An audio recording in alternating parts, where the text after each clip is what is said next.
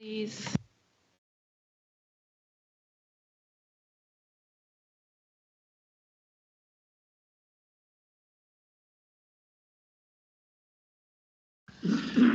Good afternoon, everyone, and welcome to this hybrid meeting of the Policy and Resources Committee.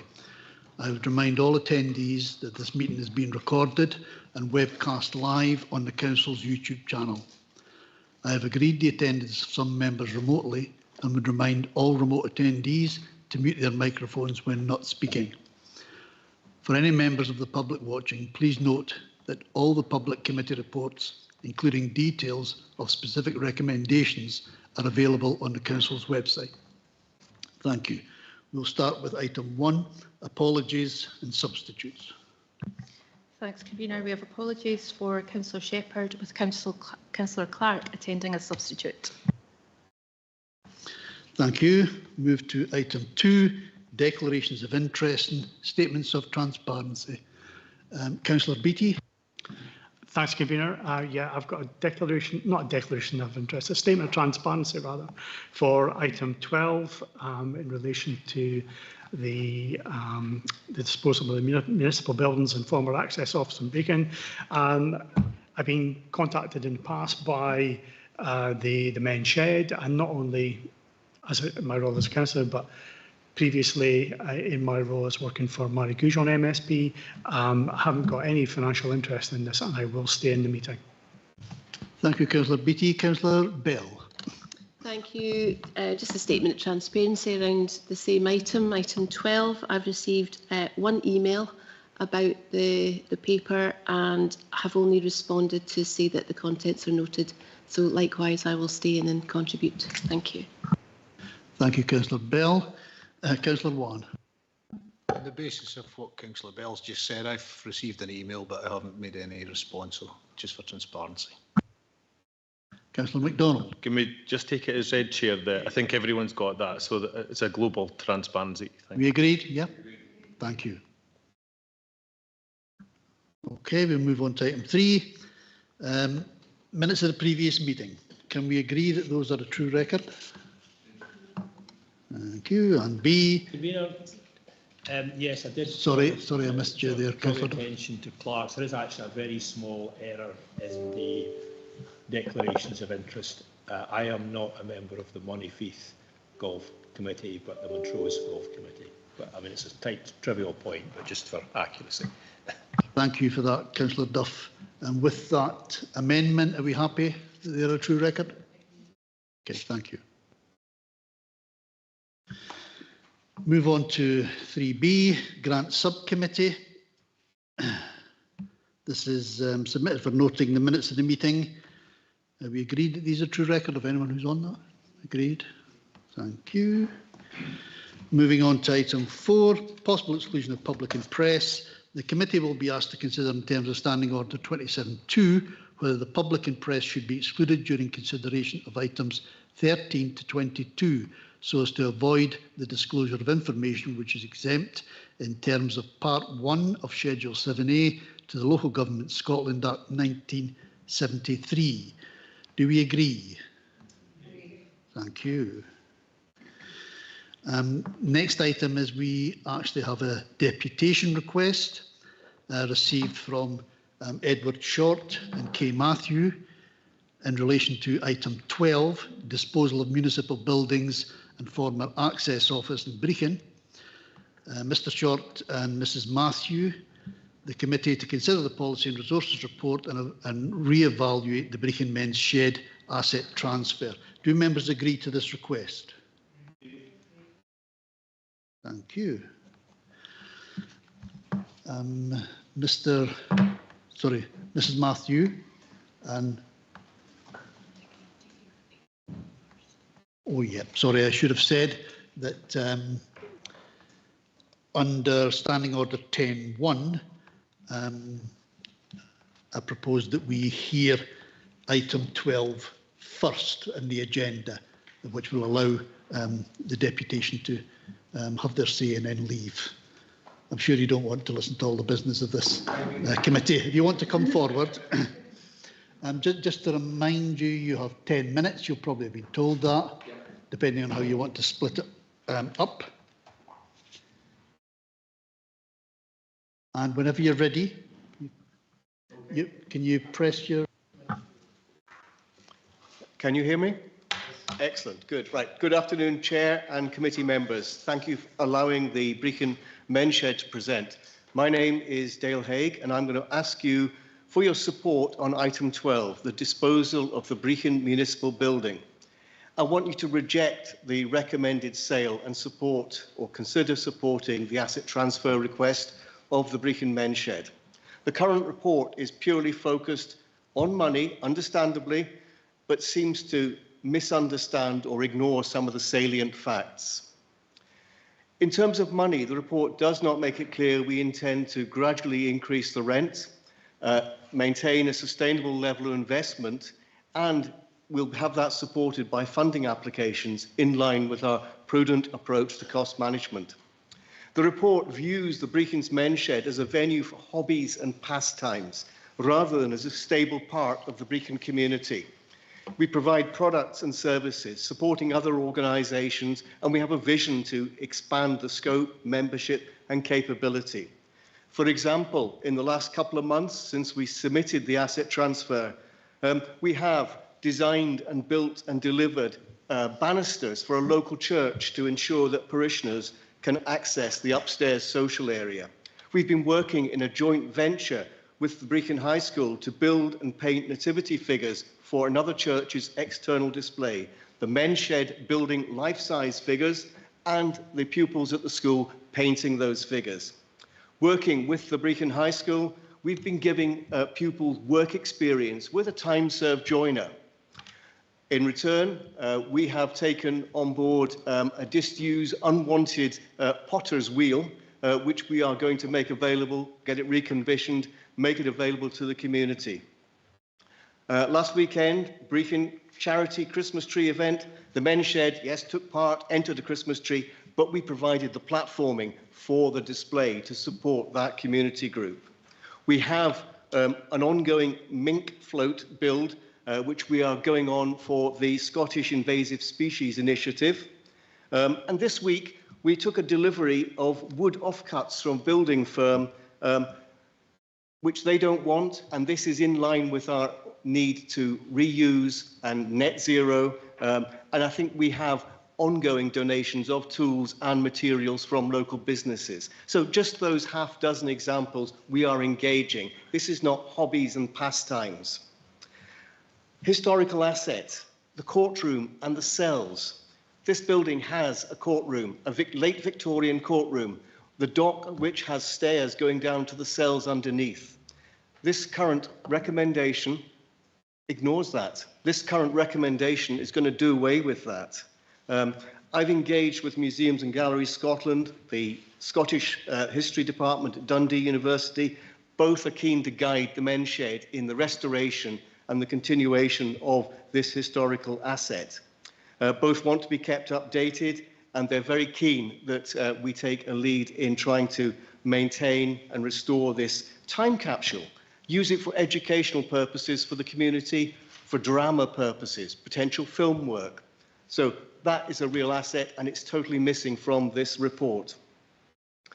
And before I hand over to my colleague, the Equality and Impact Assessment section. Disabled, no information. Well, for us, this is really important. The venues, the locations the Men's Shed can use are dictated by the needs of our disabled members and future disabled members. And that may be people on sticks or scooters, but it's also this sensory disablement, which involves, some of the older people in society. Women, no info. And I'm about to hand over to my colleague, Kay. And I want to assure you that we have active women members on the committee, and they have all kinds of ideas and proposals for what we want to do as we go forward, expanding into the new premises. And finally, the report implies the Brechin Men's Shed is only for lonely and old men and boys. This wording is misleading, possibly offensive, ironically written in the Equality Impact Assessment. I hope I've drawn your attention to some of the gaps and inaccuracies in the report and reassured you that the Brechin Men's Shed have a capability to deliver. I'll hand you over to my colleague, who will bring you up to speed with some more of the information about the capability of the Brechin Men's Shed. Thank you very much for your time. I'm Kay Matthew, and I'm the author of the report, which I think may have been distributed to some of you prior to the meeting.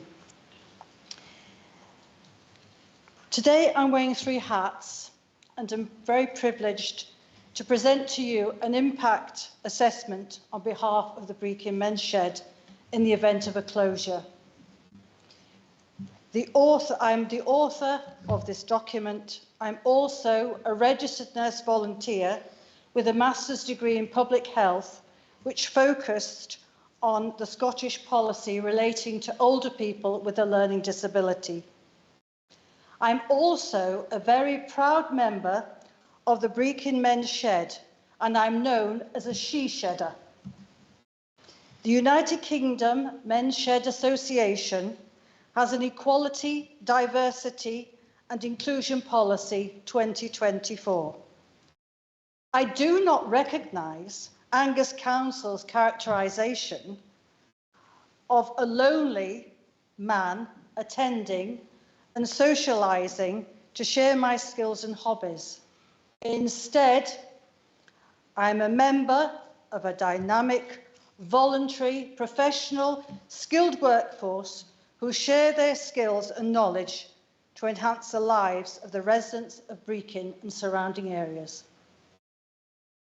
There are 210 men's sheds in Scotland and 6 in Angus.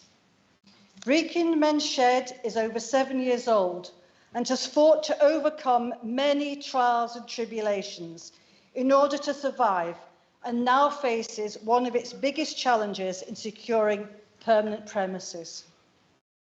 They have demonstrated they are not a risk to the council taxpayer and are more than capable of running one of your assets for community benefit. Aberdeenshire Council estimated the community benefit of a recent community asset transfer to Portlethen Men's Shed would bring a community benefit of £19,452 per annum and £591,336 for the life of the project. The West Hill Aberdeen University Social Return on Investment Analysis demonstrated that for every £1 Aberdeenshire Council contributed to the West Hill Men's Shed, £9.34 was returned in savings to community learning and development and health and social care budgets. Brechin Men's Shed have maintained Angus Council assets to a high standard, using their own voluntary effort to cut down costs, and have drawn on local connections to get contributions in kind of labour, materials and infrastructure. As a not-for-profit organisation, the front page of my document represents a mere snapshot of some of the projects that the Brechin Men's Shed have been involved in, and has already been alluded to by my colleague Dale. From my own perspective, and more importantly, Men's Shed provide a men's health hub, focusing on men's health and well-being. Health disparity means health services are not men-friendly, and those available are mainly staffed by women. Men's Sheds address that void. Mrs. Matthews, sorry to interject, you have 1 minute left. Thank you. Limited research has demonstrated attendance at men's sheds reduces isolation, stress, suicide ideation, alcohol intake, smoking, obesity and cardiovascular disease. Given the choice, how many men would prefer to attend a men's health hub at a men's shed as opposed to a health centre or hospital? If Brechin's Men's Shed had to close, it would be devastating not only for those directly involved, but also their friends and family. The shed provides respite, but the impact on the health and well-being of many members is immeasurable. A 25-year lease would enable Brechin's Men's Shed to expand and realise their vision of scaling up wood and metalworking and the introduction of welding. Increased income generation would facilitate more activities relating to fine motor movements. Brechin, like other men's sheds, saves lives and creates more opportunities for people to live well and achieve their personal goals and their physical, mental health and well-being, as evidenced by Glasgow Caledonian University research. Informal learning and skills exchanged in the men's shed equips Brechin residents to meet the key challenges and transitions in their lives through lifelong learning. Brechin shedders look forward to many happy and prosperous years ahead whilst continuing to support Angus residents. Thank you for your time. Thank you very much for your presentation. Thank you. I'll now open up to members. If members have any question of the deputation. Are there any questions? Councillor Wan. Yeah, thank you very much for the deputation. Just a very quick question. This is an old building. Have you looked at within the business plan on any ongoing maintenance? Because Angus Council, obviously, it's surplus now to Angus Council. They can't afford to maintain it. How do you, and I know you said a lot of volunteers, but it's being expensive. You know, you're mentioning this place. This isn't just a couple of handymen coming in now and again if something falls off the ceiling. So just to maybe explain that. No, thank you, Councillor, for the question. We did have a full survey when the property became available on the market. So we've paid for that. We have digested that. Some of it is frightening reading, but actually the building has been standing empty, and we know that there are some things which, if you occupy the building, are going to start being alleviated. We've looked at what we need to prioritise. For instance, there are no loos. They've all been ripped out. There are no sinks. So the first thing we've got to do is secure the building and start to make it habitable. So in the business case, some of you may have seen and read, there is some of the key project milestones were identified, some key project tasks. But the first thing we would do, if successful in our asset transfer, is actually review that and come up with a detailed project plan, a detailed prioritisation of that project plan. It isn't all going to happen in 12 months. And we've got to look at what we can afford to do, what we need to do, because, as I mentioned, we've got disabled members. We need to consider that. We've got to think of our purposes, what is the priority, and what sequence of events we will do. Because of our status as a charity, there are certain funding applications that we can make. So some of that work, we will look for funding to actually get that work done. The men's shed has a lot of home-built skills, so there's a certain amount of things that we can do, but I'm under no illusion there are things, plumbing, electrics, that we will be looking to buy in skills to actually help us do that. Move to Councillor Beattie. Thanks, Convener. Yeah, so you say that a lot of this work is going to take a bit of time. Yes. You really need, am I right in saying that you really need the lease first before you can actually get your cat under go? Totally. We cannot apply for funding until we have something that we can say, this is what we've got to do. So, yes, we've got we're getting some guidance from Angus Council. We've got ideas about where we can source funding for particular areas. With reference, I mentioned the Scottish Museums and Galleries.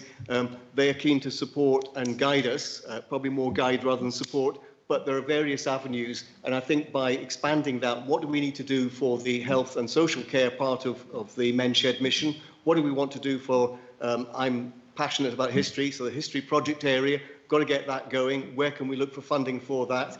And then also, what do we have to do? And there are some basics like loos and things. We've got to get that sorted right away. Okay. Thank you. Any other questions? Councillor Cowdy.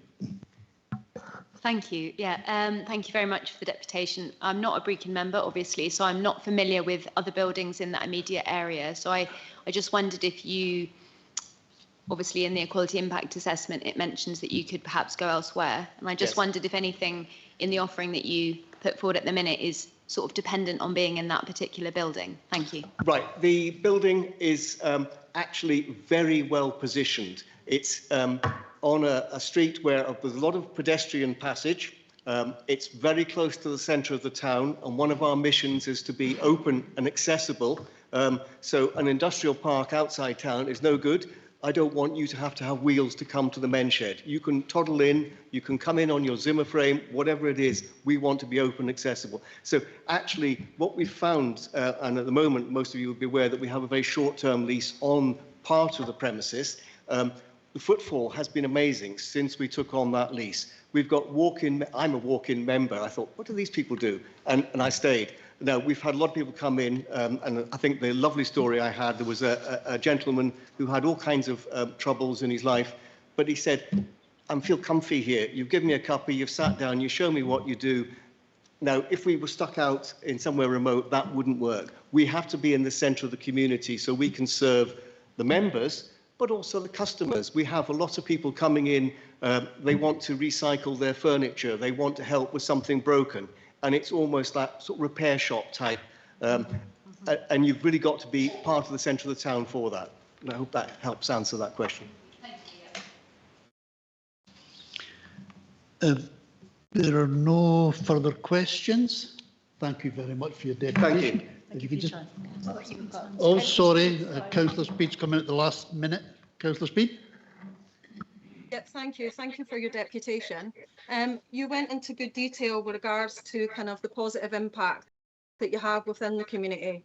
And I just wondered if you have ever done a bit of work in terms of that kind of social benefit, the kind of preventative cost that you perhaps are saving in terms of, you know, should you not be in existence, the impact that you know, we might see on services within Angus because of people's you know, isolation or disability, you know, older people. I know you've touched on that, you know, that's not what defines the people that come to the men's shed, but what's the kind of perhaps preventative value? And second question would just be, how accessible is the kind of building? It's not one I'm too familiar with, but you did touch on people with mobility needs, people perhaps that are wheelchair users. Is the building fully accessible throughout, or are there any barriers that perhaps you might need to overcome? Okay, thank you, Councillor. What I'll do is I'll take the second part first. So the current site is in two separate buildings. There's the old municipal building with the courtroom and the old provost office, etc.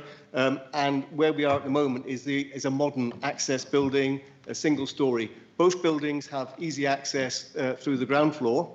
The municipal buildings have an upper floor, and that at the moment there's no lift. That might be a challenge in terms of full accessibility, but actually our vision for the usage of the ground floor will give the members and potential members access to the leisure areas, to a quiet craft area, and areas to work. One of the challenges we've had, and it's very easy to see the chap wandering in with his sticks or the chap coming in on his scooter.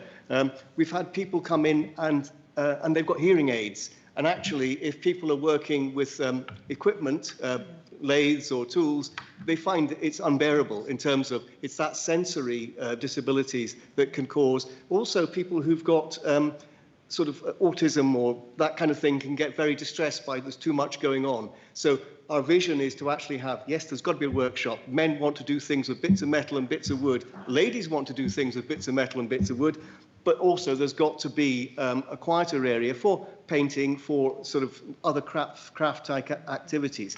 And that's what we're after in terms of what we want to be able to provide. So there's something for everybody and the accessibility. In terms of the first part of your question, Kay, are you able to talk about the cost of?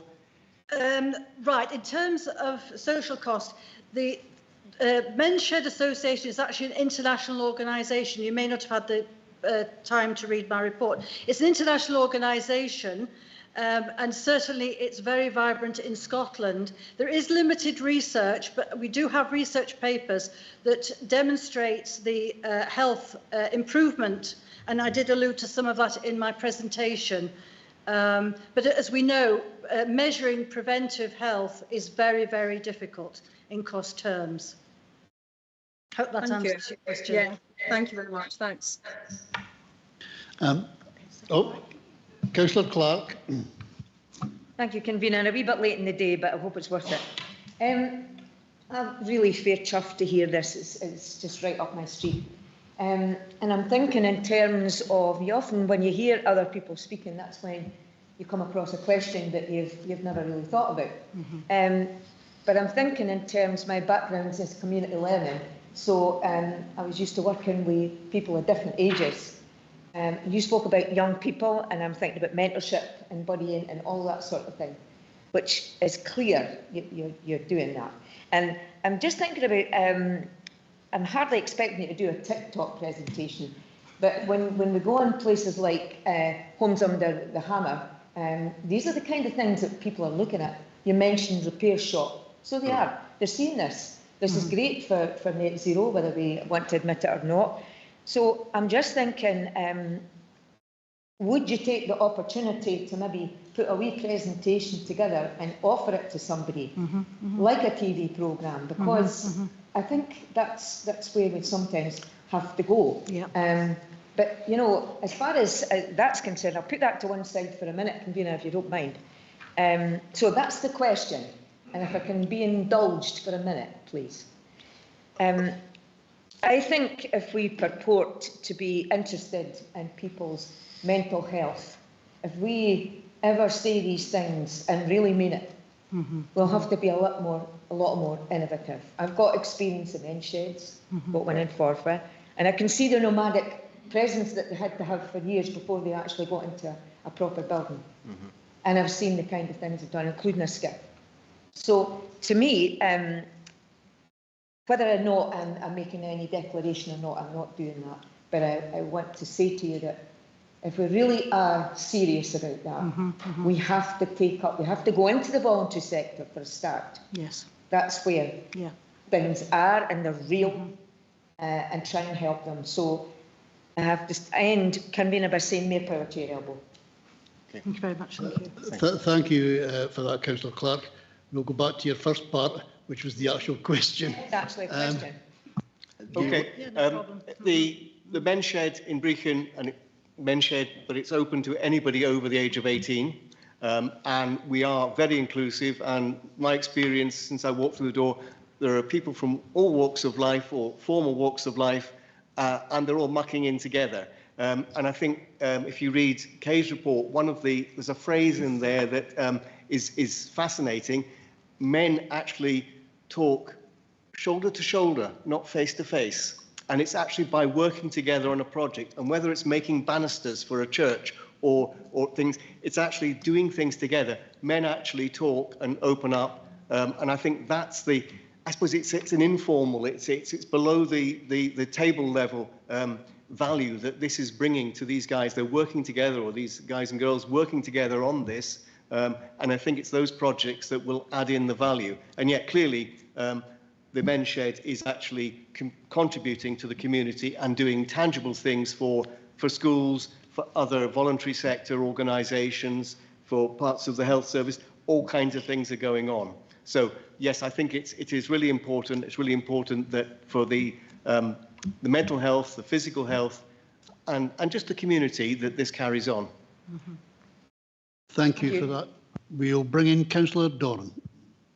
Hi, thank you, and thank you for the deputation as well. To ask, what's the number of people within the community that use the men's shed? Like how many people are there on a typical day?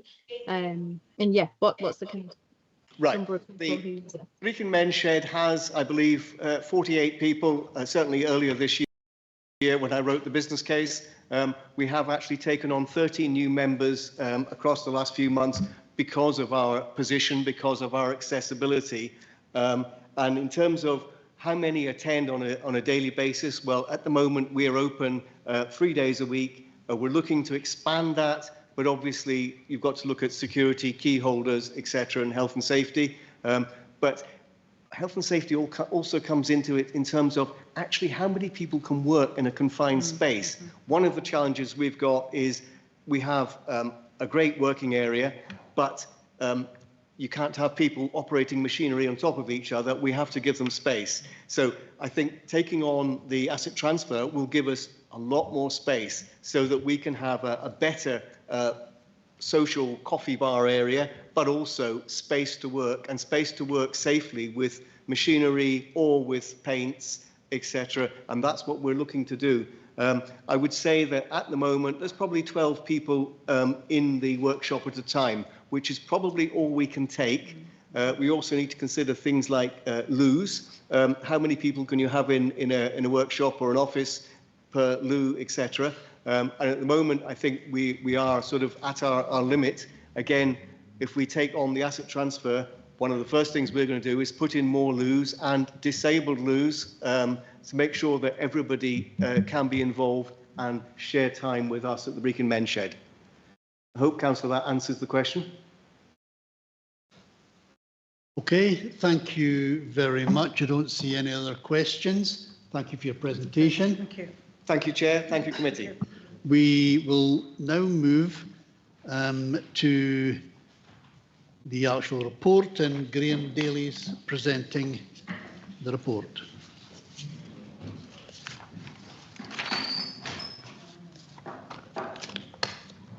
Thank you.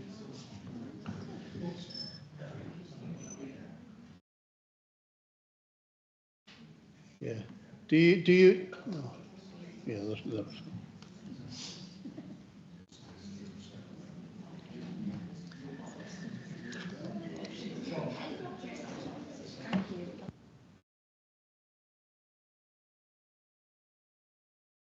I've got a notice of amendment for this item.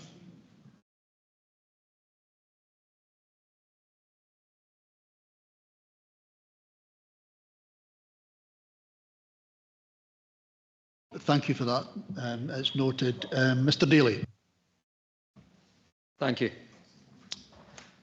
This report seeks approval for the sale of the Brecon Municipal Buildings and the former Access Office for the development of residential flats, subject to the outcome of a statutory public consultation. As outlined in the report, bids were received from two parties.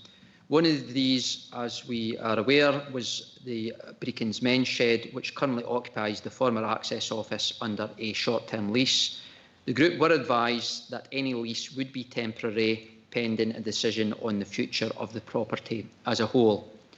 The recommendation in the report is based on the position that the offer for development of residential flats represents the best value to the Brecon common good. While the community benefits can be considered as a reason to accept a lower offer, and I would just add that the excellent work, as we've heard of the Men's Shed, is fully recognised.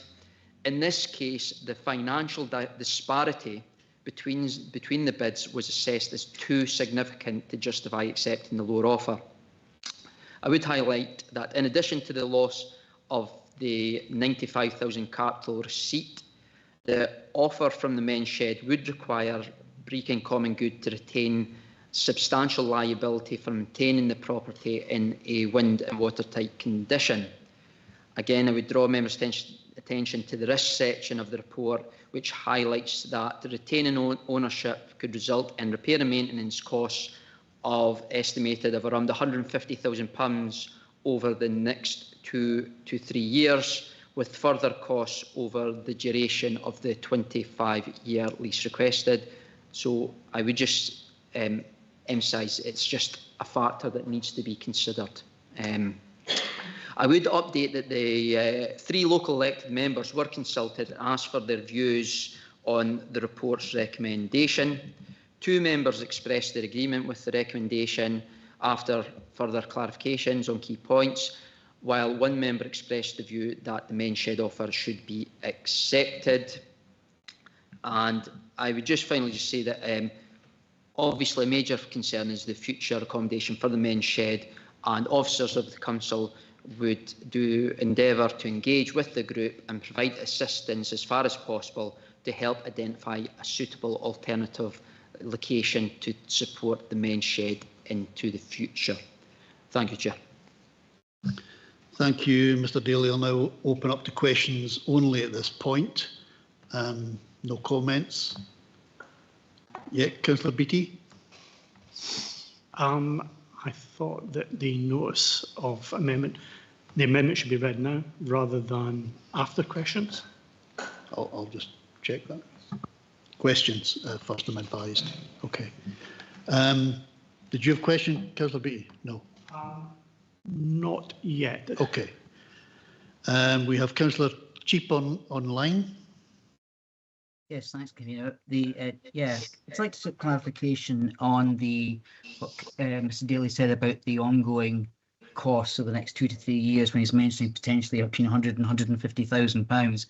If the men's shed CAT was to proceed, would that liability pass to them? Is there any liability effectively does have to remain with either with the council or with the Brecon Common Good? Is there clarification about that? Because I thought they were taking on all the maintenance. Yes, Councillor Cheap, I think I could answer that. The marketing of the property went to a closing date, and we received a CAT transfer request, but also an offer which they were both identical, and they detailed that there would be the group could contribute up to or approximately £2,000 per year, subject to them sustaining income levels, and part of that was the proposal to lease or rent the flat, which forms part of the subjects. I would just highlight that when it comes to officers assessing these offers, we can only assess what has been submitted and that what is in front of us. So to just answer your question directly is that beyond the £2,000 towards maintenance, which I would observe is not being guaranteed because it's subject to income levels, the liability would continue to rest for keeping the subjects wind and water tight, would continue to rest with Brecon Common Good.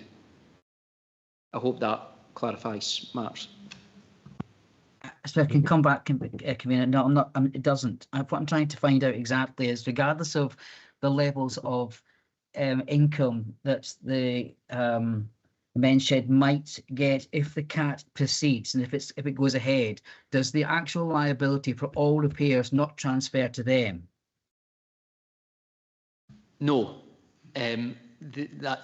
As I tried to explain, is that the proposal in front of us is that it would continue to be Brecon Common Good, and the only contribution would be, I think it was approximately £2,000, subject to income levels. So the short answer, Councillor Cheap, is no. It would continue to be the liability of Brecon Common Good for the wind and water type of the subjects. As I said, that is what we received. Okay, thank you. Thank you. I've got a list here. Councillor Wan is next. Thank you, Convener. Quick question, Mr. Daly. There's no common good, I don't think, in Angus. It's got surplus of cash. Do we know, or can you tell us just now, how much Brecon's common good would have if there's such a liability as 150,000 over the next possibly 2, 3, 4 years? Convener, if you're happy, I can answer that that question. So, our latest projections for the Brecon Common Good revenue account for the end of the balance at the end of the current financial year is just under 387,000. There are substantial bids in for next financial year, mainly in relation to the Mechanics Institute. Now, that's not been agreed yet, but those are substantial and would reduce that balance fairly considerably. And if there was then further 150,000, as Mr. Daly had indicated, that would substantially reduce the available balance. Some of that is dependent on member decisions, though, in relation to next year's budget. Yeah, thanks, Ian. I understand that. Yes, there's always going to be bids coming out of common good. So, on the basis that there's a very lack of money, and from what Mr. Daly is saying, the fact that there is no cash there really for the council or for the common good to be able to look after this building, there's a 2,000 contribution or up to a 2,000 contribution from them. I think it would be remiss of us to really go against 2-1 on the members from Brecon's kind of thoughts. Yeah, we're not at that stage yet. We've still got a wee bit to go. Councillor MacDonald have got next. So, as a Carnoustie member, we have not got a common good, and my knowledge of how common good works is maybe not as good as other people in this chamber. What I have seen, though, as being the convener of the Communities Committee, there was the £275,000 grant money for roof repairs on Arbroath Community Centre. And through the grant subcommittee, I think that's been reallocated to other projects. And I don't know if this project was considered as part of that. You know, roof repairs, similar to Gateway to the Glens and Arbroath Community Centre.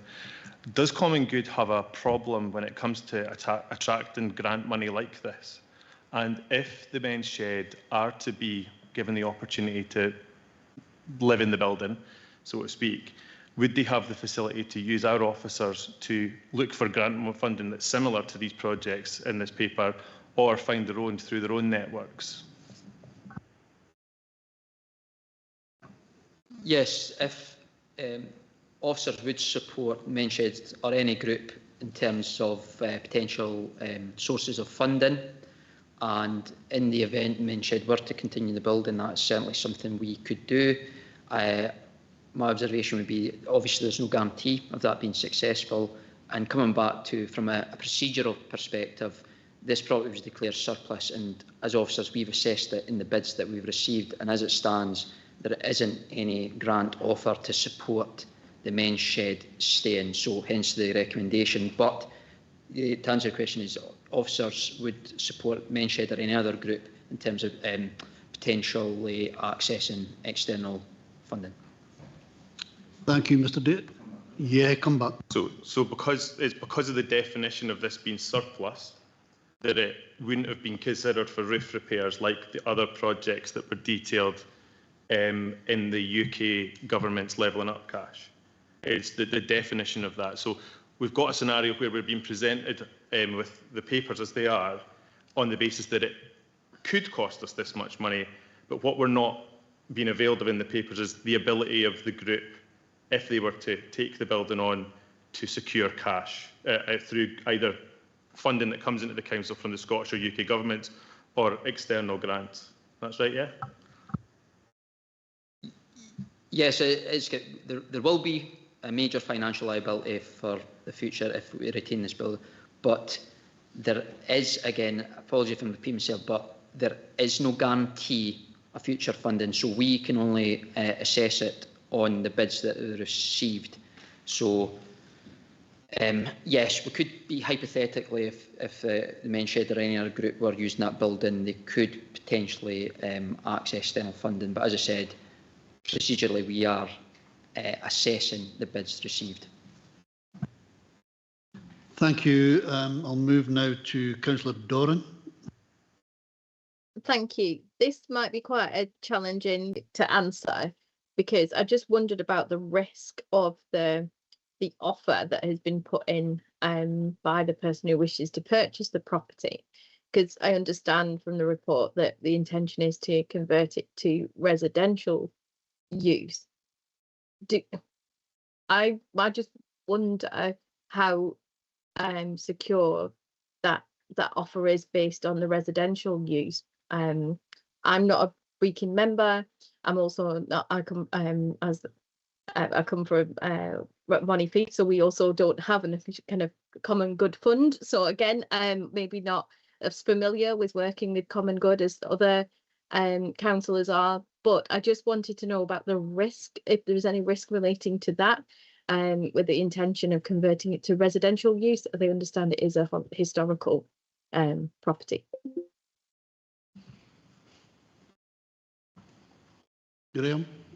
Yeah, I think the report it describes we've received an offer in cash to purchase the property, so I think it is relatively secure in terms of the ability to the buyer to then follow that up. I think I would invite my colleague. I'm joined by Alex Stewart, our estates team leader, but also Mr. Cochrane in the chambers. So I think that they have been in contact. So maybe invite Alex in the first instance if she would like to come in. Yes, thank you, Graham.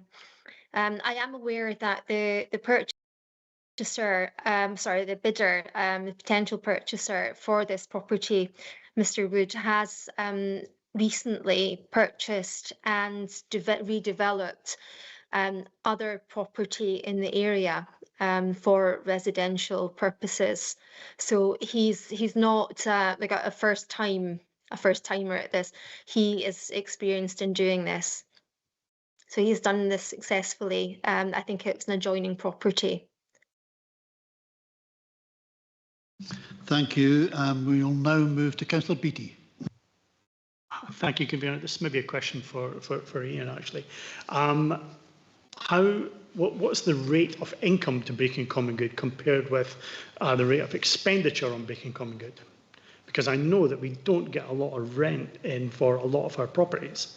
And so at some point, those lines are going to cross where we're actually below the de minimis and heading towards zero anyway. Can you talk to that? Yeah, thanks, Councillor Beattie. A tricky question because it depends on a whole load of other decisions. But you're right. Just looking at the projections that I have available here, there was a closing balance at the end of March 2025 of 517.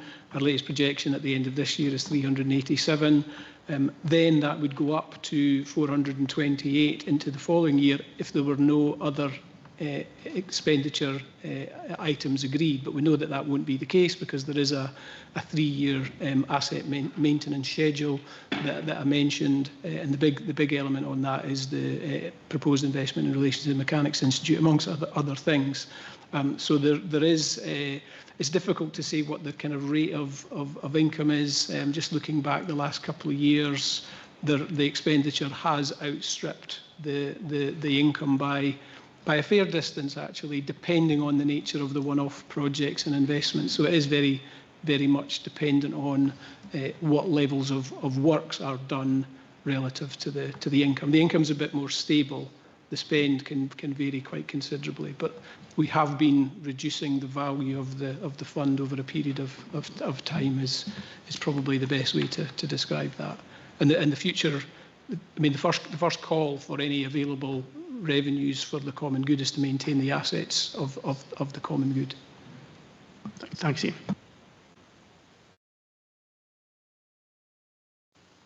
Okay, there are no other questions. We will actually circulate the amendment and I suggest we have a recess to consider the amendment. I mean, how long do we think we will need? Maybe let Councillor Beattie just say what the amendment is. Yes, Councillor Beattie, would you like to see what your amendment is? Yeah, should I give the amendment and comment at the same time, or just give the amendment? Just the amendment, okay.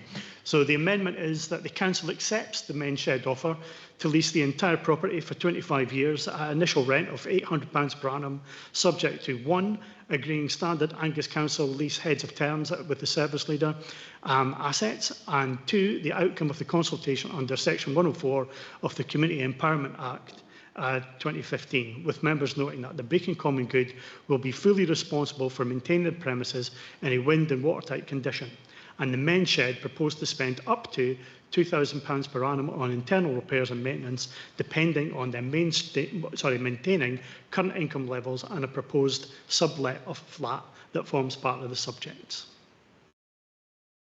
Thank you, Councillor Beattie. Yeah, how long do we think we will need? Well, maybe a bit longer. 10 minutes. Is that okay? Thank you. Hi, can you pause the live stream, please?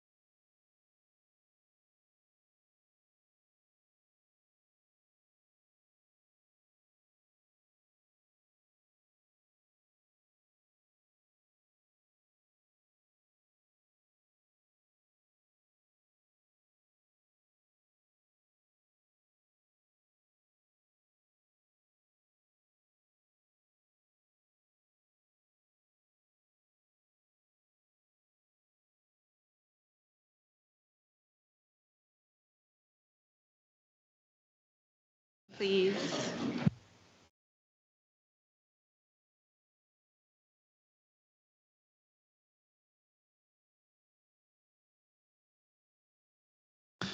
Welcome back, everybody. Before we move on, I'm just going to ask Mr Lorimer to come in to provide some clarification. Thank you, Convener. It was part of the questioning prior to the recess was around the position in the Brecon Common Good Fund. And I gave a bit of an update in relation to that. What we do in terms of common good is we do a 3-year asset maintenance schedule. So the latest version of that, which is still in draft and has not been agreed by elected members yet, and that will come into the early part of next calendar year.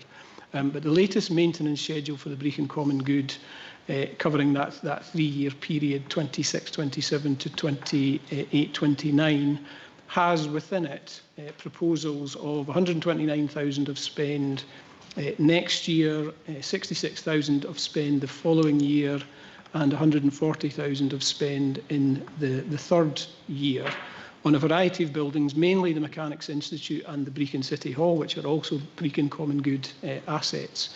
So over that 3-year period, there's over £300,000 worth of spend that is proposed as maintenance and repairs by our property team. Now that, as I say, has to still be agreed, but I thought it was important just to clarify that for members before you make a decision in relation to the municipal buildings. Just to be clear as well, that list that I've read out there of that spend, that does not include the municipal buildings, because we're not expecting to be retaining that based on previous decisions. So just for the avoidance of doubt before members make a decision in relation to the item 12. Thank you, Convener.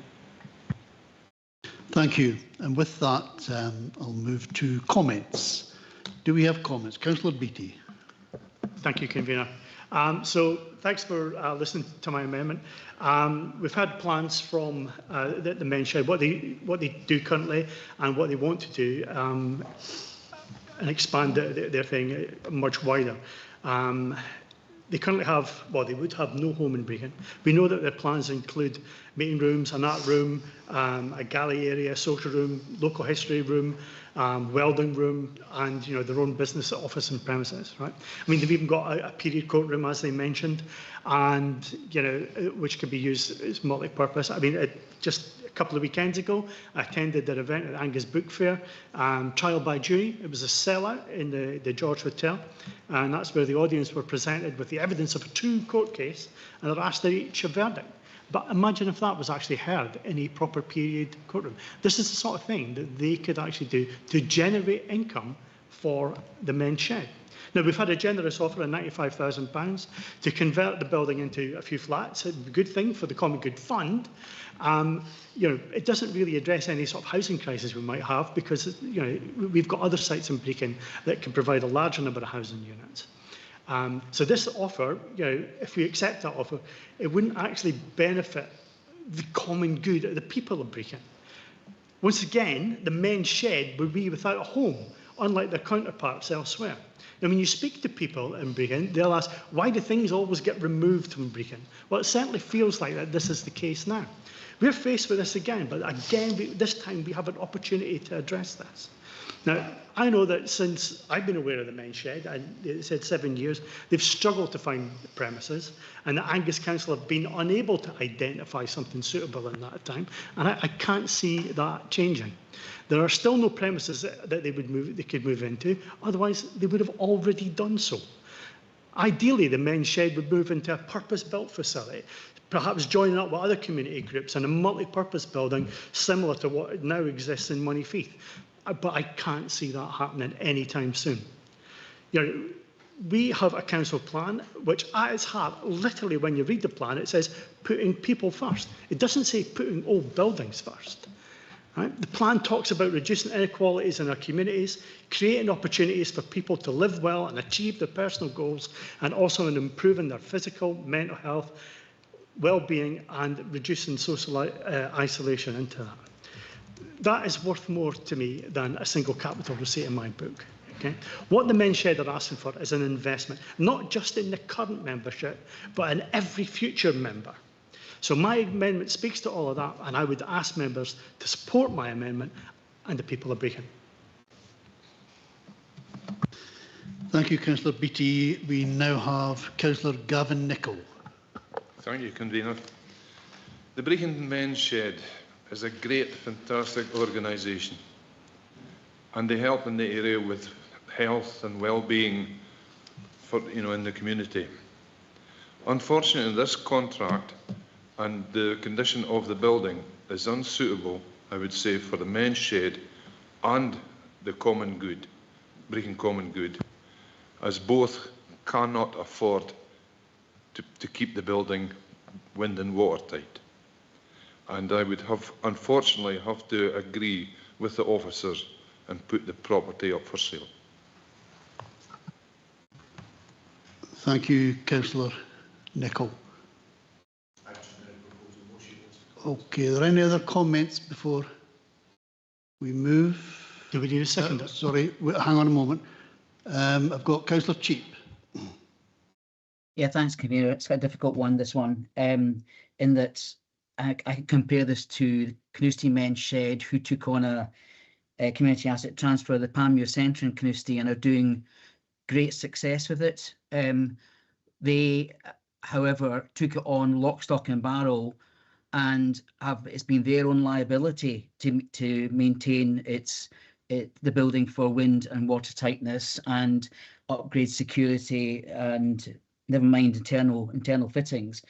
But they've done that, done it very successfully and grown it, and have gone out and they've got grants, they've got help with third-party funding to do all of that as well. So it is possible. That's why it makes this difficult. I think if they had taken on the option of keeping it wind and watertight themselves, they might have been found themselves in a much stronger position on this. I think we have to ask ourselves, however, that if the purchase that we have in front of us, or the purchase option for £95,000, is the potential purchaser aware that it could cost another £150,000 to maintain a wind and watertight building being turned into flats as well? So we've got, actually, I think it's quite a very difficult decision here, because what if he decides it's not, and he buys a building and it just sits empty in Brecon? It's another. Maybe that's people are mulling that over as well. So there's, he's got to be aware that he's got a much bigger liability than he thinks what he's getting for £95,000. I just wish that the Men's Shed had put an offer in on this to take on the maintaining the wind and water tightness of the building themselves. It would have been straightforward for me. Thank you very much. We're still on comments. Councillor Bell. Well, I was hoping to second Councillor Beattie's amendment. If there are no other comments, we have an amendment from Councillor Beattie, and we now know the seconder as Councillor Bell. Do we have someone who wants to move the recommendations as is? Councillor Wan. Yes, I would like to move the recommendations as is, but as Councillor Cheap said, this is a very hard one because we don't want to see anybody, especially a Men's Shed or any kind of charity, thrown out of a home. So there's a couple of things I would just like to add to my statement while proposing this motion. Is I'd like a commitment from Graham Daly and his department that we do our very utmost, and I know he's already said that, but at speed to hopefully find another suitable location.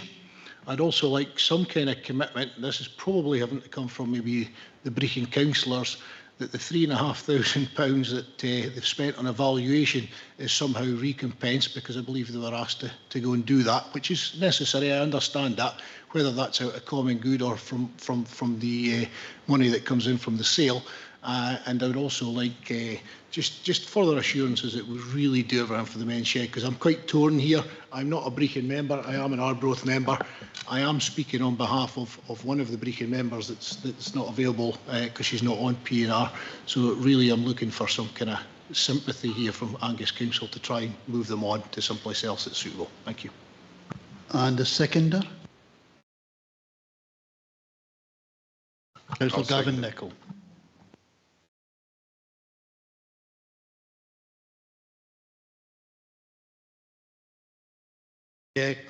Councillor Wan, I mean, are you making an amendment to the original recommendation? No, I'll withdraw what I said there about the amendment. I'll let the Brecon councillors argue that one out later on in their own time at a separate meeting or in discussions on common good.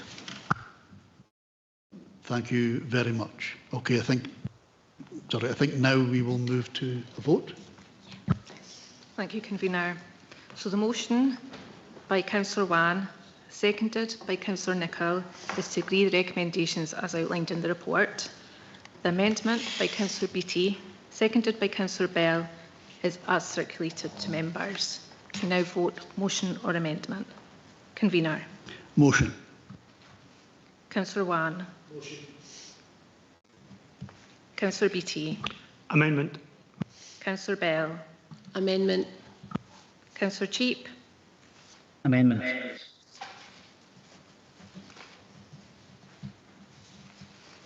Councillor Cowdery. Amendment. Councillor Cruikshanks. Motion. Motion. Thank you. Councillor Doran. Motion. Councillor Duff. Amendment. Councillor MacDonald. Amendment. Councillor McLaren. Motion. Councillor Nicholl. Motion. Councillor Louise Nicholl. Motion. Councillor Clark. Amendment. Councillor Speed. Amendment. So that is 7 for the motion and 8 for the amendment. The amendment is carried.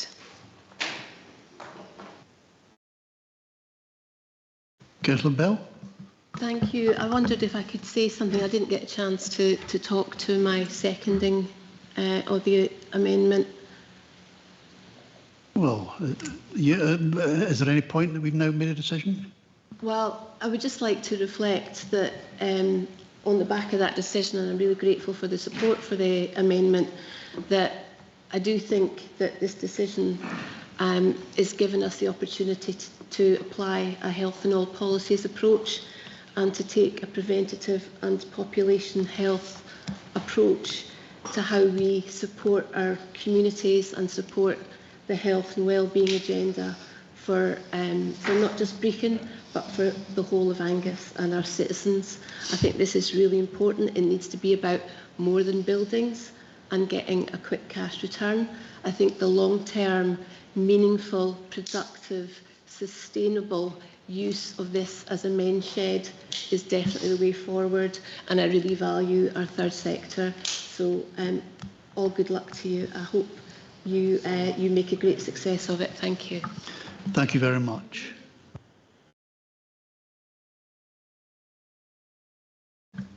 Thank you very much for your presentation. Thank you. No doubt we will meet again sometime. Thank you.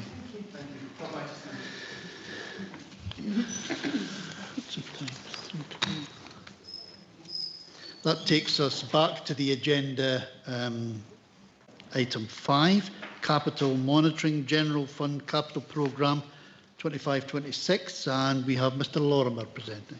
Thank you very much, Convener. So this report covers the latest update on the General Fund capital budget monitoring based on actual spend for the half year to the end of September and a projection for the remainder of the year. I think in general most of the capital projects are on track. There are 1 or 2 areas where we're expecting a little bit of an underspend. Some of that's about delivery timescales for waste vehicles, etc., as is explained in the report. Overall, budget holders are expecting an underspend of about £2.5 million, which will mean a bit less borrowing to be done this year. Worth flagging in the report, in case anybody missed it, we're well ahead in terms of capital receipts this year. So we had a budget of about 100,000, and we've made that and some more. So we've had some good asset sales on some larger properties and sites this year. And again, that will reduce the borrowing requirement we need for our capital programme. But the report asks the committee to review and scrutinise the position, convener, and I'm happy to take any questions. Thank you. Thank you, Mr. Lorimer. I'll open it up to questions. Do members have any questions? Don't see any questions. Any comments? No comments. Okay, we'll move to the recommendation. There is one recommendation: review and scrutinise the expenditure to date and projected outcome position on the General Capital Fund as per in tables 1-2. And the accompanying capital monitoring statement appendix 1. Is this agreed? Agreed. Move to item 6, revenue monitoring 2025-26 and renewal repair fund, and again it's Mr. Lorimer. Thank you again, convener. Similar report to what we've just looked at, half-year position and a projection. The projection is much improved from where we were the last time committee considered the budget monitoring back in September. We had a number of hotspot areas that were identified at that time. Those are still issues, but in overall terms, the projected overspend on an adjusted basis has narrowed substantially to just under £200,000. Much of that is to do with a different view in terms of the budget risks that the council faced in terms of as explained in the report. We are still continuing to review and closely monitor 2 of the 3 identified hotspot areas, and we'll do that for the rest of the year. The other thing which is a little bit different for this version of the report is it seeks approval for a small number of budget carry forwards in Appendix E. And those are proposed to be funded from a combination of the General Fund Reserve and the Exceptional Cost Pressures Reserve, just under £700,000 worth of proposals in relation to that. Again, happy to answer any questions, convener. Thank you, Mr. Lorimer. I'll open up to questions. Are there any questions? Councillor Bell. Thank you, convener. Ian, in the paper it mentions some savings around vacancies, and I just wondered about the knock-on effect of that in terms of sickness absence, and if there are you can cross-reference areas where there's higher sickness absence in relation to those vacancies and the impact on the staff that are covering the work that still needs to be done, and if there's an impact on service delivery as well as staff health and well-being due to those vacancies. Thanks. Yes, that through you, convener. Thanks, Councillor Bell. A very broad question. If we consider the scale of the council and all of the services that the council provides, so we are seeing in some instances some vacancies being more difficult to fill, and that varies from service to service. So the impact will be variable depending on the nature of a particular service, so it's probably area to manage a bit of staffing gaps in larger teams compared to smaller teams. I think the teams, all of the teams across the council, because of years of previous savings, that there is less resilience for dealing with whether it's sickness absence or vacancies. But we are working very hard to try and fill the vacancies that we do have. We've had some success in that in relation to some areas. As to whether it impacts on sickness absence, I don't have the data in front of me in relation to that. I do know that our sickness absence levels are reasonably comparable based on the latest local government benchmarking framework information. Colleagues in HR do provide workforce information packs to all directors on a quarterly basis, so I know that is getting monitored and looking at vacancies, long-term absences, etc., etc. So, and you also asked about the impact on service. I think everybody in the council works very hard to try and minimise the impact on service from staffing vacancies. But if you don't have the people, there likely will, in some instances, be some impact. But it's such a broad question; it would probably need each director to answer for their own areas. But I would provide some reassurance that it is something we're mindful of and monitoring on an ongoing basis. Thank you, Mr. Lorimer. Are there any other questions? Are there any comments? No. With that, there are 4 recommendations. Do we agree to note and approve. Agreed. Move to item 7, Children Family Service Planning, addressing the balance of care. This is report 342 of 25. May I have Kirsty Lee? Good afternoon. This paper on the balance of care sets out the work taking place in children and family services to ensure there are appropriate resources to meet the needs of our children who need care. There's a lot of information to note from the report, including improvements in the shift towards kinship care placements, some indication of a reduction in our use of external residential care, and the successful opening of our third children's house in Brechin.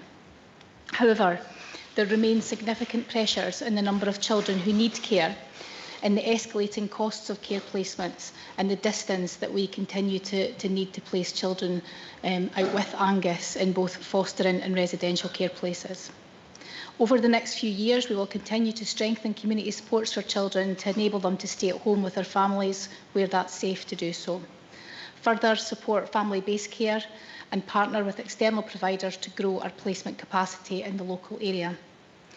The report was presented to the Family Education and Justice Committee in November and approved, with the addition that the service bring an update on specific service developments and future plans for supports for children with disabilities, and report that as part of our annual improvement plan.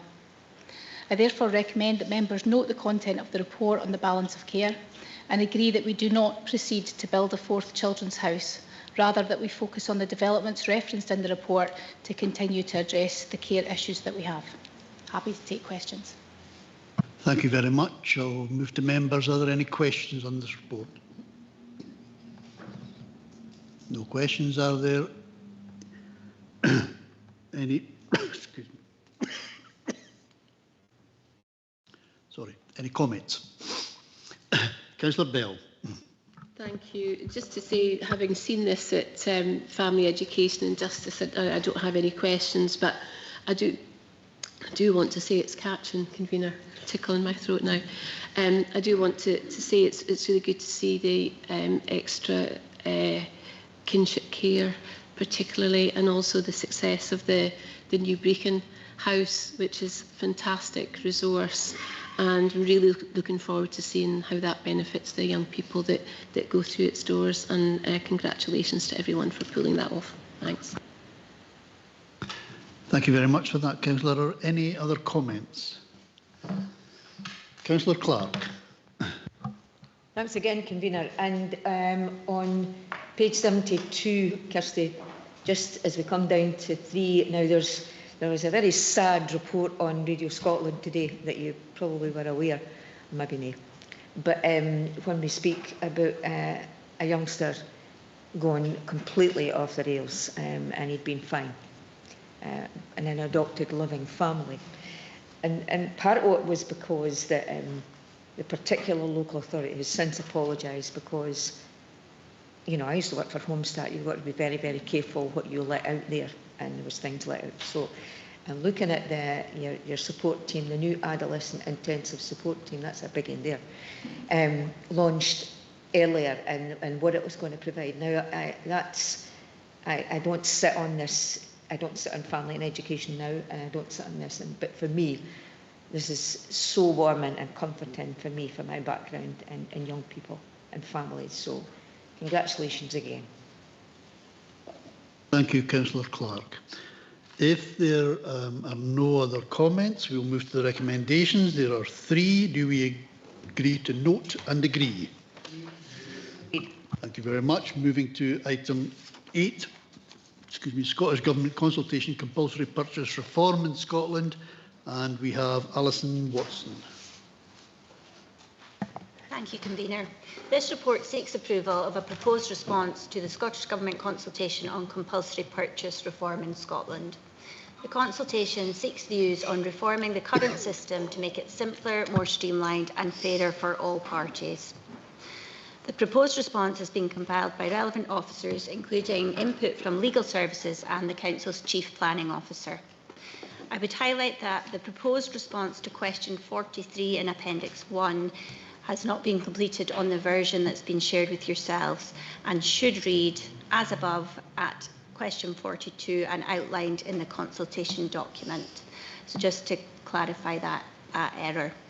The proposed consultation response is largely supportive of the proposals, subject to confirmation of some details. The draft response agrees that legislation governing compulsory purchase and compensation in Scotland should be brought into a single statute, and that there should be consistency in general powers for acquiring authorities. It's also supportive of having a general power for acquiring authorities to seek temporary possession of land. Members are asked to consider the proposed response and to approve that for submission as part of the consultation process. Thank you. Thank you for that. Do we have any questions on this report? Councillor MacDonald. Yeah, just interested in the question on page 86 of our papers about should they continue to use newspapers to advertise CPOs. And apologies if I've missed it when I've been doing my reading, but when we advertise that sort of thing, that comes out of the council budget, and I would imagine it's quite a significant spend when you think of everything that we're prescribed to advertise. So I'm kind of happy to see that, but I just wanted to steer on this is a bit of an out there question, I guess, how much money we would actually be expected to spend on newspaper advertisements when we've got a lot of free alternatives.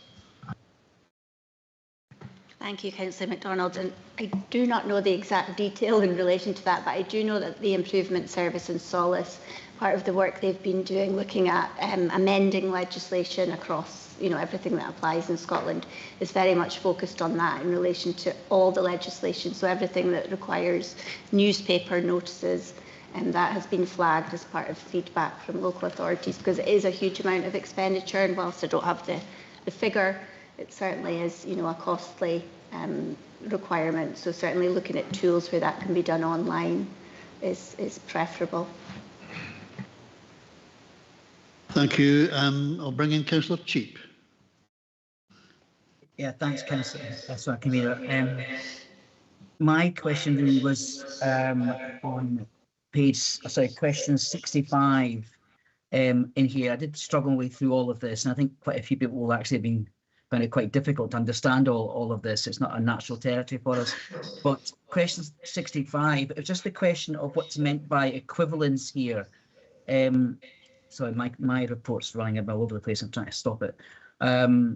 Yeah, do you agree that compulsory purchase compensation in Scotland should continue to be based on the principle of equivalence?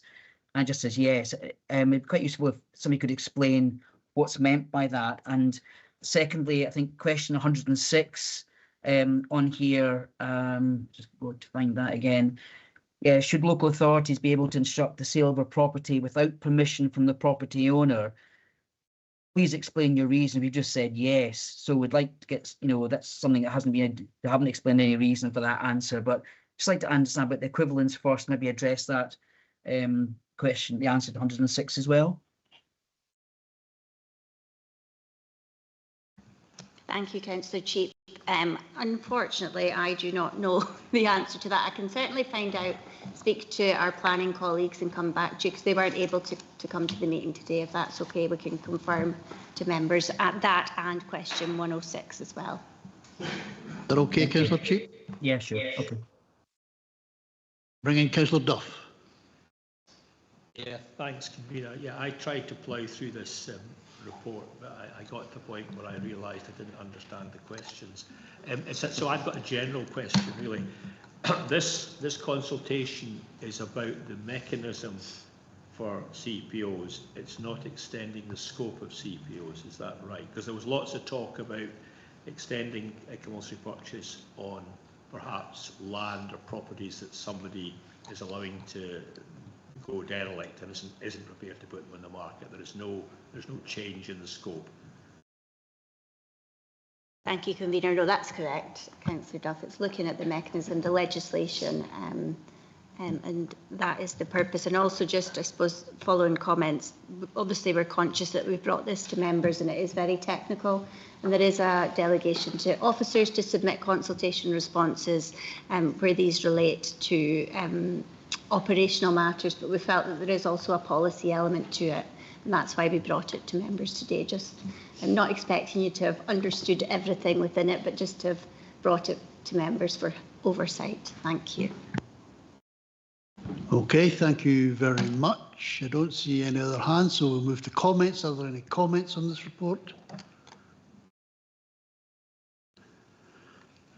Don't see any comments, therefore we'll move to the recommendations. There are 3 recommendations. Do we agree to approve and to note? Agreed. Okay, moving to item 9, Angus Community Planning Partnership Annual Performance Report 24-25. We have Alison Henderson and Beth Reader. Alison. Afternoon, Chair and Committee. I'm Alison Henderson from the Chamber of Commerce that covers Angus and Dundee, and for the past year I've chaired the Angus Community Planning Partnership Board. This report presented today provides an update on the progress against the Angus Plan during 2024 and 2025.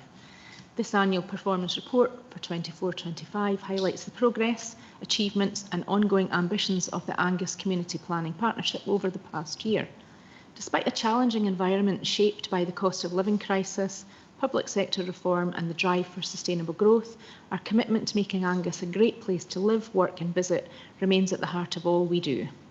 The report shows improvements in key areas such as healthy weight in our children, good levels of literacy and numeracy in primary children, both performing above the national average. Our communities are seeing less recorded crime and increased numbers participating in physical exercise. We collectively see the benefits of partnership working for both our communities and for our organisations. In the time that I have been chair, there has been a greater emphasis on increasing the strength of the partnership. As a result of engagement with partners and increased use of data, we have agreed to sharpen our focus on 3 themes. These are employability, learning and poverty. In addition to this, data and input from partners has helped the board agree to progress targeted work in the communities of Central Forfar and parts of Arbroath. This work will develop further in the next year. A key aspect of this will be community engagement and input from those with lived experience. Thank you for taking the time to review the reports. Happy to take any questions before we hand over to the other reports. Thank you. Thank you, Alison. Are there any questions for Alison? Councillor Bell. Thank you for the report. There's lots in it that I'm very familiar with, Alison, so it's just a small question.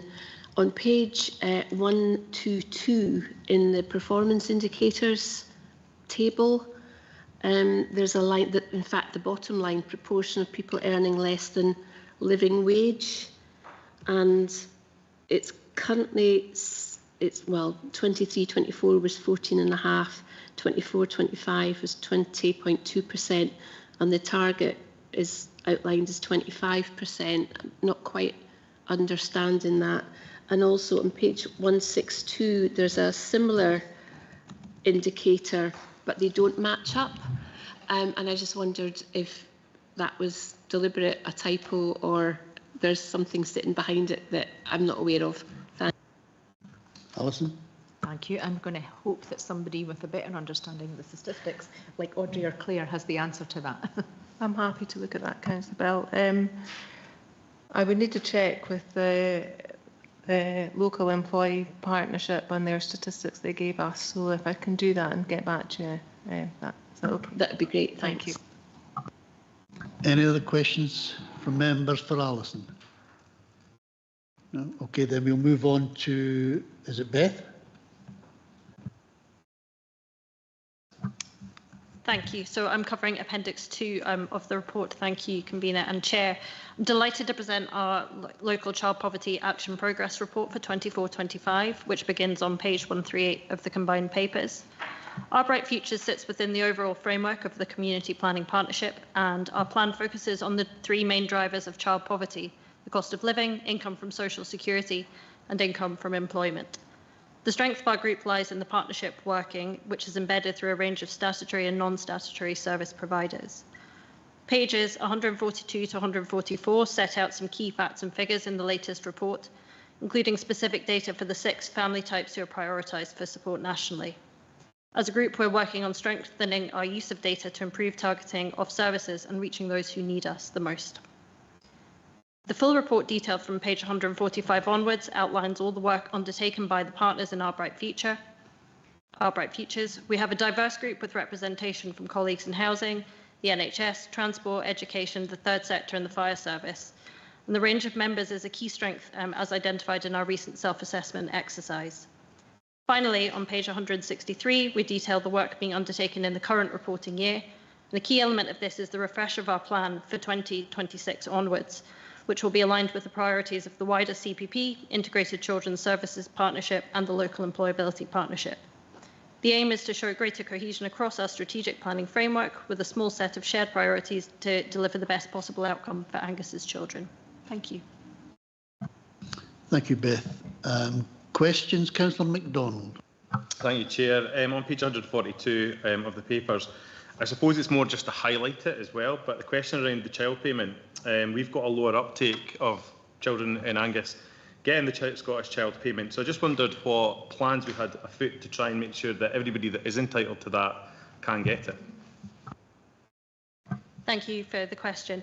So we're planning to do a bit of comms around that, and we've not had an update to those figures nationally, so I think they're about a year old now. I'm hoping that there will be some more published, but I'd like to do some comms and just remind people about the entitlements that are out there for them, and also share that through schools. So that's one of the best ways that we can do that, and through the cost of living website as well.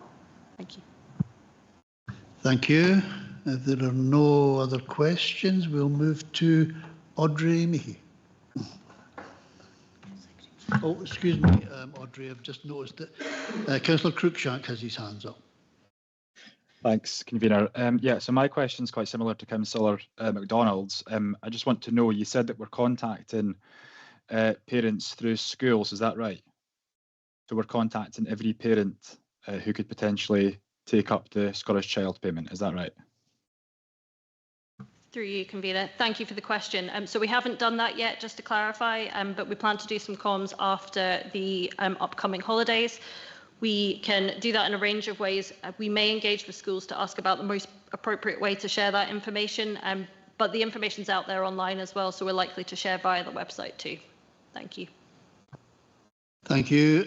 We'll move now to Audrey Meahy. Thank you, Convener. The report on page 140 of the combined papers provides an overview of community learning and development activity in Angus for 2024-2025. This report highlights strong performance, effective partnership work and positive outcomes for our communities. The collaboration across the CLD partnership has continued to strengthen and has grown this year following engagement of the new plan, with significant contributions from local authority services, the NHS Tayside, Angus Alive, DNA College, Angus Health and Social Care Partnership, VAA, police, fire and a wide range of third sector partners. We started the first year of the plan on a clear path following a positive education progress visit, which has identified minimal areas of improvement, and that external scrutiny has helped reinforce the governance partnership structures, allowing the youth network, the adult learning network to continue, and allowing a new community development leadership partnership and a CLD leadership partnership to form, and this is driving forward the CLD work in Angus. Progress is evident across adult learning, youth work, digital inclusion, community development, resettlement and ESOL, and highlights include increased accredited learning, continued expansion of the Planet Youth, the success of Digital Lifelines pilot and growth in universal youth work. There's been strengthened support for community groups, and this has been seen through the Community Development Programme of Support and through the significant of funds distributed, as well as the investment pooled in from external funding to support local groups. Partnership around community resilience and resettlement and the Holiday Feeding Fund has also expanded with strong participation and clear impact. And with national interest in CLD increasing following the Kate Still review and work on a new CLD bill, the report demonstrates the value of our CLD work in having that in one service and through the facilitation and the outcomes achieved. So happy to take any questions on the CLD outcome report. Thank you for that presentation, Audrey. Are there any questions for Audrey at this point? Councillor MacDonald. Thank you, Chair. On page 215, we talk about our plans for community development. I just wondered, Audrey, if you wanted to give us a bit more insight into, how we reach out to organisations that we might not have, because often you see the same groups coming for things or doing things. Just a bit more on that, if that's okay. Of course, yeah. So there's a couple of things. So we've currently got 220 organisations and community groups being supported. We've developed just in the last 2 years the Community Development Programme of Support, which is ensuring that instead of supporting the groups individually, that we are actually able to pull in a lot of advisors in order to pull in a range of groups into one sitting. So we've had everything from DTAS to legal advice, a range of support to actually support groups from forming groups right up to pulling in external funding. But we've also got the partnership that I mentioned. We've got VEE, we've got Angus Rural Partnership, and we've got Angus Alive, all in that development leadership. And we're actually looking at a model that we can look to almost brand community development for Angus, so that there's support for the third sector groups as well as the groups that are looking from a sporting element to be able to pull in funds and just develop as a group. Does that help? Thank you. Are there any other? Yep, Councillor Duff. Yeah, thanks, convener. Just a question. I think when we got a briefing before on Planet Youth. At that time, it was focused on Forfar and Kirriemuir. Is that still the case? It is currently the case at the moment. However, that is developing quite rapidly with the amount of support that's going in there, and there will be lessons and elements of that we will be able to draw out, and that partners are actually taking and expanding through Angus. So it currently still is the focus, but that will look to expand as we move forward. Okay, thanks for clarifying. Thank you very much. I don't see any other hands, so we'll move to comments. Does anyone have any comments on the whole of the report? No comments. We'll move to recommendations. There are 3, and these are for noting only. Do we agree to note? Noted. Okay, moving to item 10, Property Asset Management Strategy 2025 to 2030. And we have Graham Daly and possibly Ian Cochrane.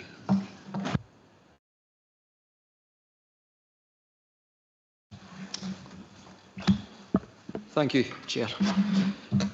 This report is seeking approval for the Property Asset Management Strategy for 2025 to 2030. The strategy sets out a clear and practical approach for managing Angus Council's property portfolio so assets remain safe, usable and value for money now and for future generations. It provides an up-to-date picture and inventory of our current assets and explains how future management will align with our strategic priorities. The full strategy is included as Appendix 1. A warning that it is a substantial document, but this really reflects the size and diversity of the property estate and the scale of the challenges involved in maintaining and managing this estate.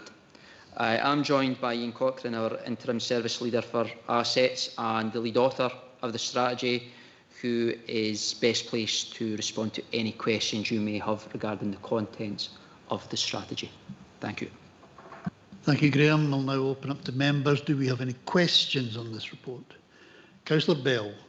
Thank you, and thanks for the report. First one isn't my proper question. It's just, it might be an idea to have the names of the places on the photographs to help identify them, and maybe even a little thumbnail around any particular challenges, if that's possible. But one of the conversations that I was involved in when I sat on the board of NHS Tayside was around the NHS utilising more of local authority sites, and I just wondered if you have been involved in any of those conversations to date to maximise the footprint that we have, and it's basically to get things out in 9 Wells where there is opportunity to do so. Thanks. Thank you, Councillor, and thank you for your comment about the photographs. It's a good point. With regarding NHS, in particular as a partner. We had actually just recently met with their head of property in terms of some of the discussion of the existing buildings that we share and that they occupy, as you know, Angus House and part of Bruce House, having previously been in Gowan Lee and the likes. So those discussions are ongoing. We've previously had wider discussions around what used to be called the One Public Estate, and is still part of the focus, and we do that with our other partners, as you know, Police Scotland, etc. So I think the short answer is yes, we would be delighted to continue those conversations with partners with whatever need that both we have and they have.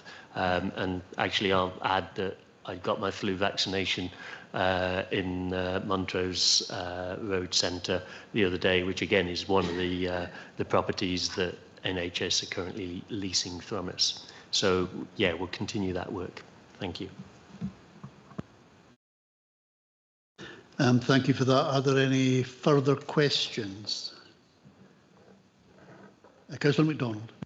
Thank you, Chair. On page 258 of our papers, page 31 of the Appendix 1 report, it talks about the upkeep of clocks, war memorials, monuments, and I think earlier in the report we're responsible for 8.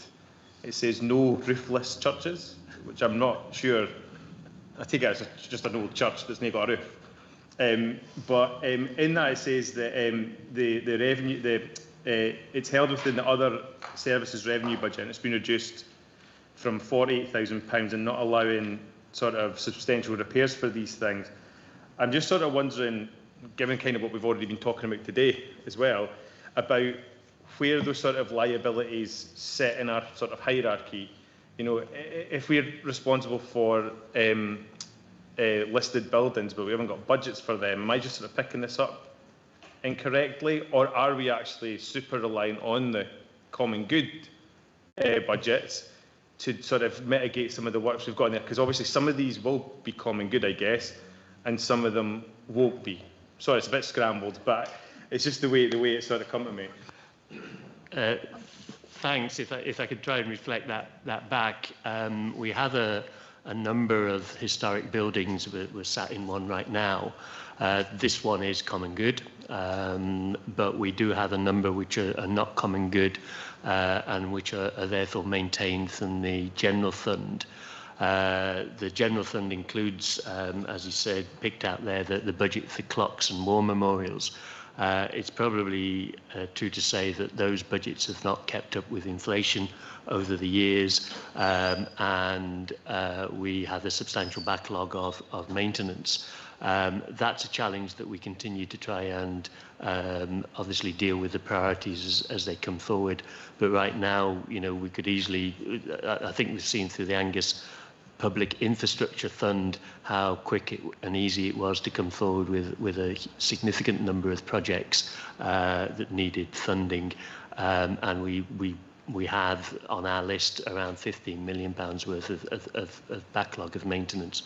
So that does cover all of our operational buildings, but it is perhaps the non-operational, some of the statues, fountains, etc., that of course cannot really be seen as a priority given the other pressures elsewhere. I hope that answers your question in where you were looking. Just clarity on a no roofless church? Yeah, we have a number of churches. Please don't ask me where they are. But yes, we do, which again are historic buildings.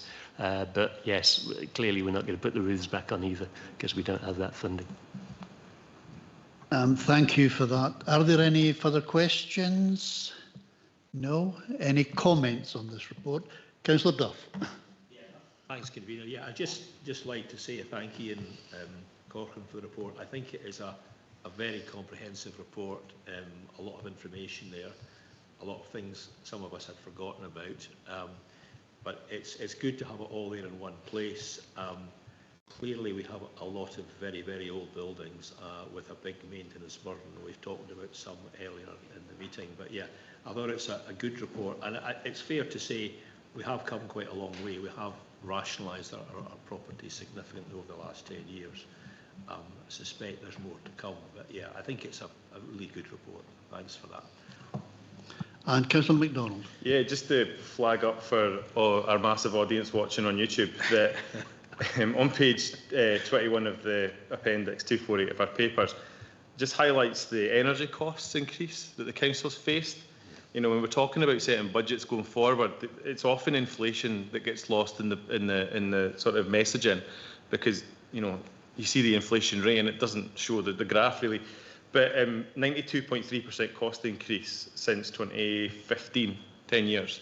I just thought it's quite an astounding number when you think about it. Thank you. If there are no other comments, then I will move to the recommendation. There's one. Do we agree with the recommendation? Agreed. Okay. Before the next item, I would like to propose a comfort break. We're about halfway through the agenda. Do members agree to have a break for a comfort break? Now, I would suggest that there's often quite a rush to try and get a cup of coffee. If members want a cup of coffee, then we need to give ourselves long enough to get to the shop to purchase one and drink it. So how long do we think? Okay, I'll suggest 15 minutes. Is that okay? Okay, thank you. Can you pause the live stream, please?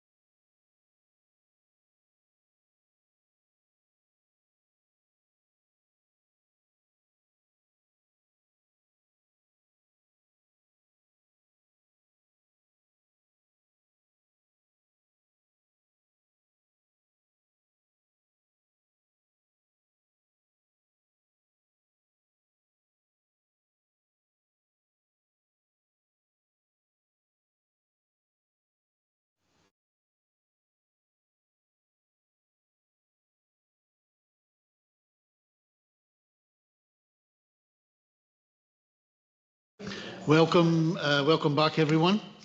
I hope you're refreshed for the next session.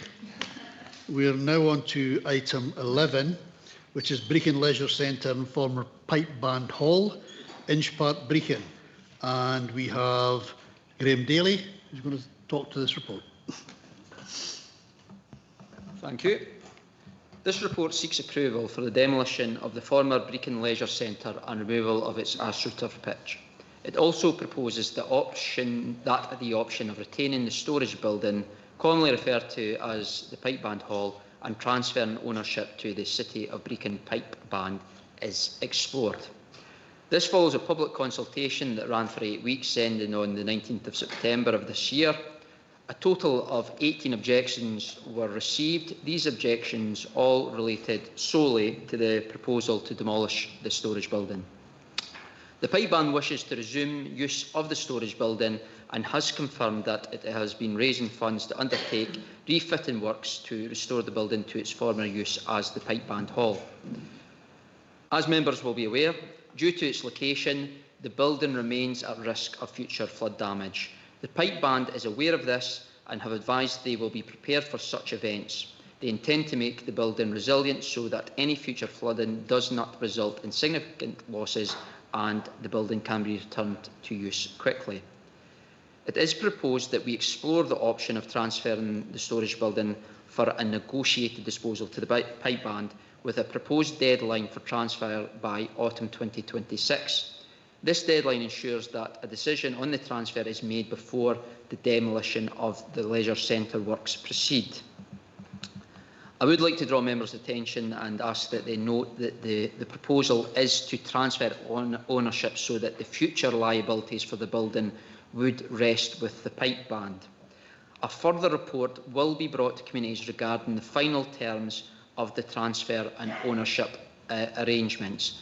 And again, I would just ask members note and clarify that committee is only being asked to agree that officers explore the option of transferring ownership to the Pipe Band. A final decision will be subject to a further report detailing the proposed terms of the transfer and will require the approval of this committee. Thank you. Thank you, Mr. Daly. I'll now open up questions from members. Councillor Bell. Thank you, Convener. Graham, there was a comment submitted around anxiety around trees around the leisure centre, and I just wondered if you could give us any detail on what might happen to those. Certainly. Well, I think we haven't got the schedule of works and we're still to tender that, but we'll certainly work with our trees officer and make sure that there's sensitivity around trees. We, of course, will check if there's any tree preservation orders and work around that. But thank you for highlighting that, Councillor Bell. As I said, we haven't put out the specification for the works yet for the demolition. So given that point, we'll definitely make sure to be sensitive and do everything we can.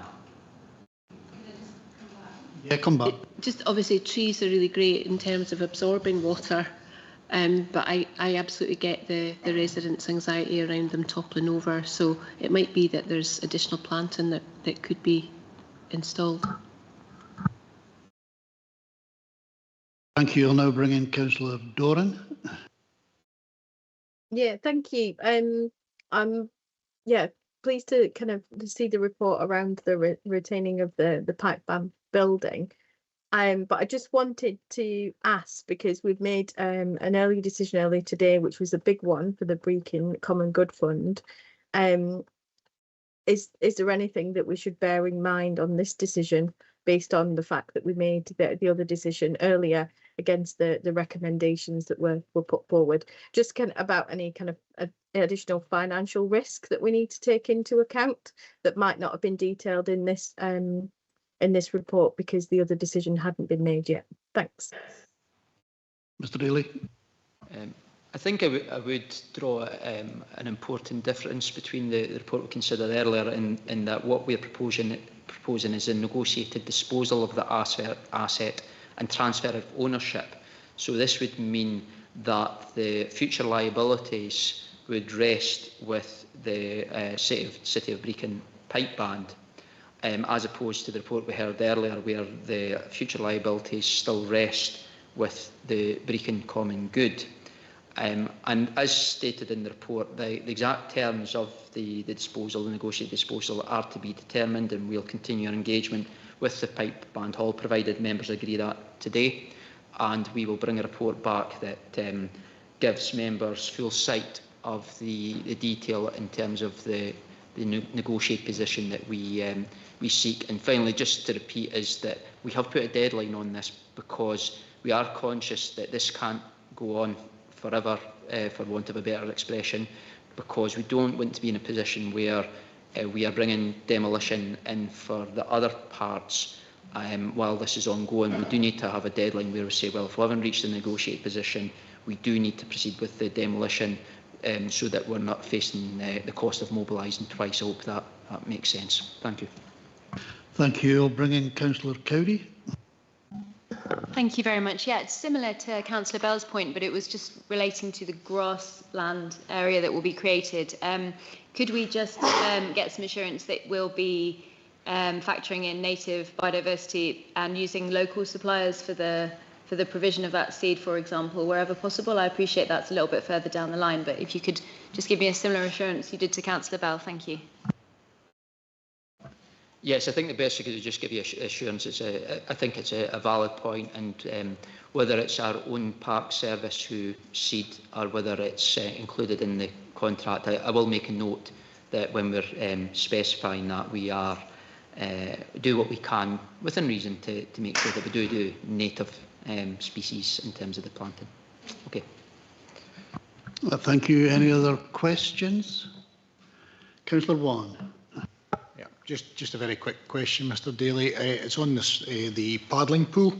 Just looking to see if there's some kind of commitment that you will do what you can to find any funding for maybe another splash pool or something for the area of Brecon. Would that be possible to get some kind of commitment for that, or at least a commitment to discuss with administration and opposition group? Yes, Councillor Wan. I think the first point I would make is that what we're proposing in terms of the removal of the derelict paddling pool will enable future development of the site in terms of priming it potentially if there was the option of funding or investment for an alternative facility such as a splash pad or similar. It is something that local members have raised. At this moment in time, there isn't anything in our CAP plan or any plans. However, I would give an assurance, Councillor Wan, that it is something we'll look to work with members and the community to make sure that we explore opportunities for an alternative facility at the location. Thank you. Any other questions from members? We'll move then to comments. Are there any comments from members? Councillor Beattie.